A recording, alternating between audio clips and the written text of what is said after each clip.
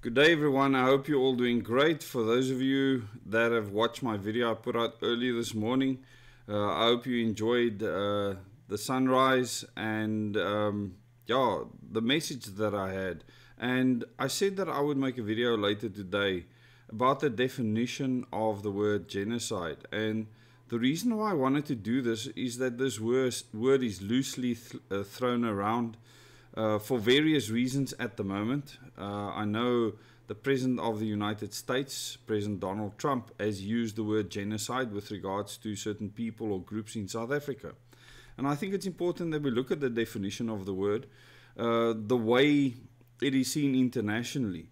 And then you will realize that the person that is the perpetrator will never admit that they are committing genocide once we've gone through the definition.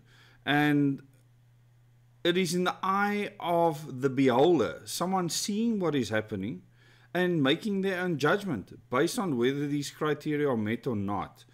And you be the judge around the world, wherever you live, whether genocide is taking place towards a group of people. And we'll look at the definition for that. And it's actually quite fascinating. Earlier I mentioned that the Khoi and the San people of South Africa have never been acknowledged as the first people of South Africa. And a lot of people will argue that it's not the case, that the Khoi and the San weren't the first people here. Many people come up with theories and stories that have not been documented or recorded. So when you want to make an argument about something, you cannot do so if it wasn't recorded in a way that we could actually read that later on. And, telling a story from one person to the next withers down the effectiveness of someone actually documenting something. Whether it's a military person, a governmental person, whoever it might be, and yes, they might lie. That is absolutely true. But that is the best way that we can actually look at recorded history, because it's recorded. And this is important. It's not just a story told by Oma or Opa or your uncles or around a braai or around a campfire or whatever the case may be. So let's get into the definition of the word genocide. Genocide is defined as acts committed with the intent to destroy. Now, this destruction, as you'll soon see, does not mean necessarily death, okay? The intent to destroy. It doesn't mean you have destroyed something. It's about an intent. And a lot of people battle to comprehend the English language, or just language in general, words in general. People in school aren't good with comprehension in general. Fortunately, it's one of the things I was best at school. I look at the details of words and they jump out at me. And it's sad how other people miss these things. So the intent to destroy, okay, in whole or in part, in whole or in part, national, ethnic, racial, or religious group. So these words are super important, because this is where most politicians, most commentators in public fall flat, because they don't comprehend what that sentence means. Let me continue, and I will put this full description in the description below this video, as well as in the first comment, so you can go and read it yourself, okay? It's a legal term recognized as an international crime under the 1948 Convention on the Prevention and Punishment of the Crime of Genocide. So it's seen as an international crime to do this. These acts include killing, causing serious bodily or mental harm, serious bodily or mental harm, inflicting conditions of life, intending to bring about physical destruction, imposing measures to prevent births, and forcibly transferring children.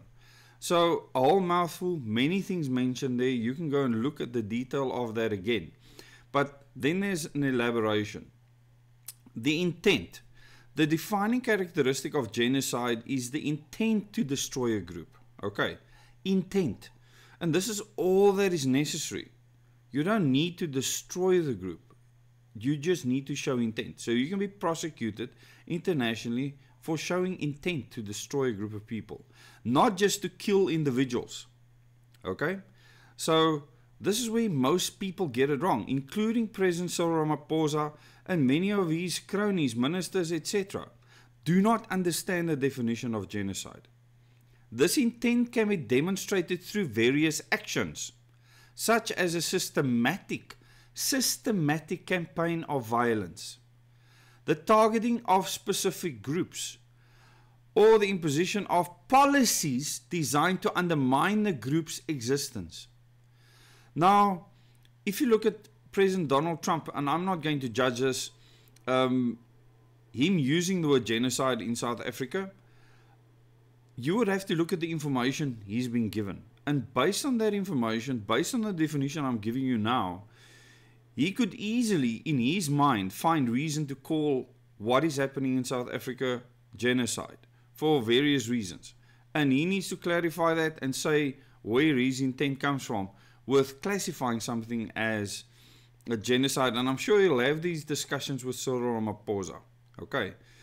We will be visiting President Trump, I believe, on Monday. He's already left for the US. Then identifiable groups. Genocide targets groups based on shared characteristics. This is super important. Genocide targets groups based on shared characteristics like nationality, ethnicity, race, or religion. Like. Those aren't the only things. It's not just nationality, ethnicity, race, or religion. It's groups with shared characteristics. So that can be quite broad. And throughout history, you could easily argue that there's been genocide committed right now and throughout history against many people where it wasn't called genocide, because it's easy to try and hide it. And that is why I'm saying this is in the eye of the beholder at the end of the day, and the person experiencing the perpetration.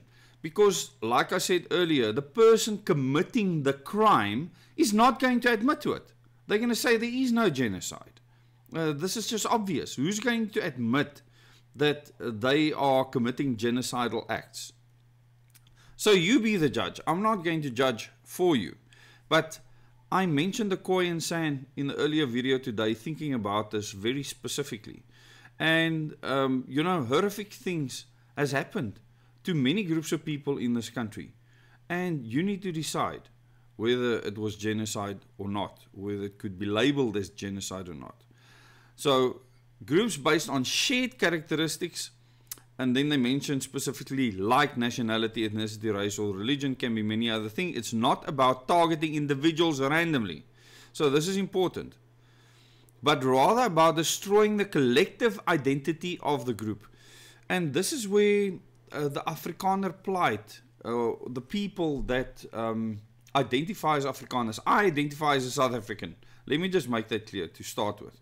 The people that identify as Afrikaners have often felt that they are being targeted, that there is very specific targeting of that group. And it's not just with regards to policies, okay? It's this last statement, but rather about destroying the collective identity of the group. So they believe that their identity is being destroyed, their religious identity, their schooling identity, their cultural identity, that it's being destroyed. Now, I can understand why certain people would want to destroy the Afrikaner concept. I understand this.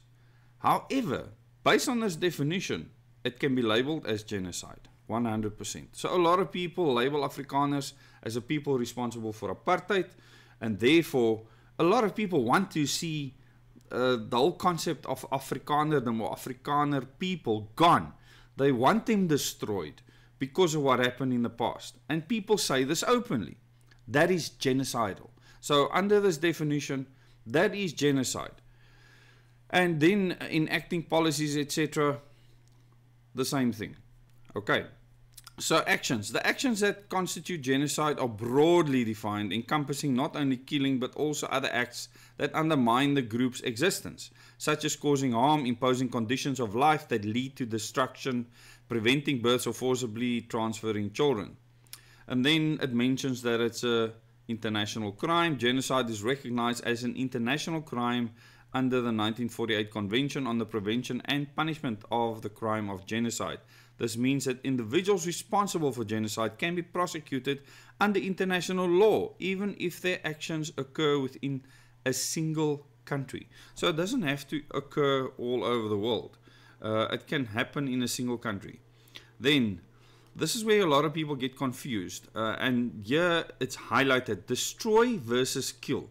While killing is a common act in genocide, the term destroy also encompasses other forms of destruction, such as cultural or social destruction. Cultural or social destruction. Now, there are many people in the Afrikaner community, and maybe in many other communities too, but I know specifically in the Afrikaner community that claim that their culture and social cohesion, their social structure, is being attacked by the government directly. Now, the government might deny it. Like I say, it's for other people to judge, or a criminal court to judge. And one thing a person can do is go to the International Criminal Court and bring charges against the government if you believe that this is happening. To prove it might be an impossible task. So it's in the eye of the beholder at the end of the day. So before you jump on President Trump, and I'm not a Trump supporter at all. I don't support any US politicians.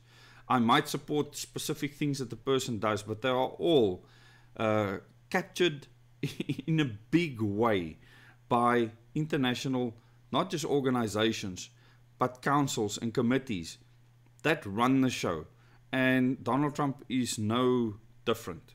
And I have a huge problem with the way he's driving data centers, artificial intelligence, and many other things that will take our freedom away in future. I have nothing against technology. I have something against governments using technology to remove our freedom and our humanity. But let's continue.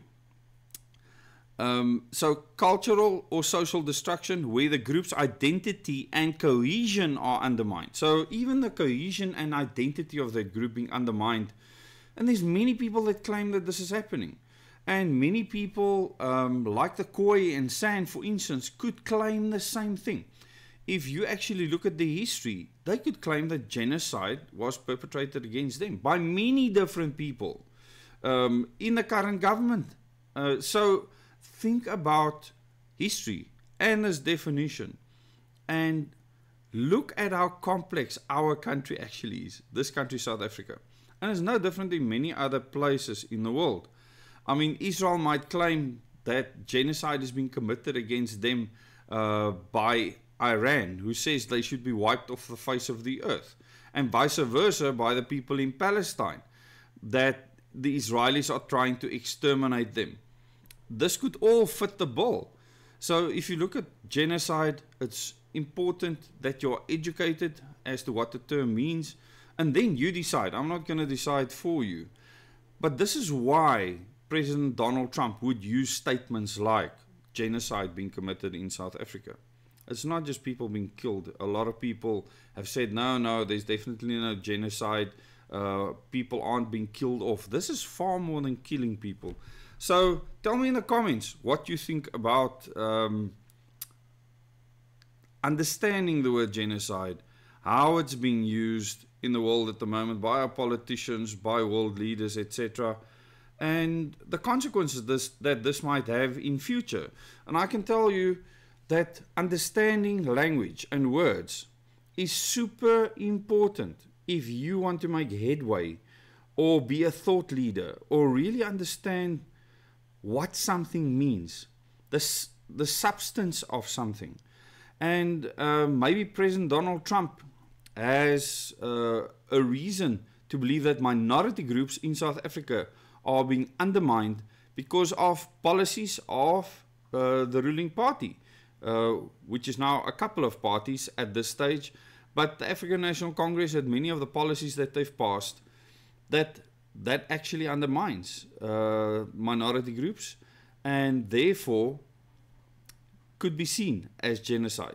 Thanks so much for watching this video. Please subscribe to this channel if you have not yet, and click the bell icon so you can get notifications for future videos. And remember to read this description of the word genocide and the explanation in the description below this video, as well as in the first comment.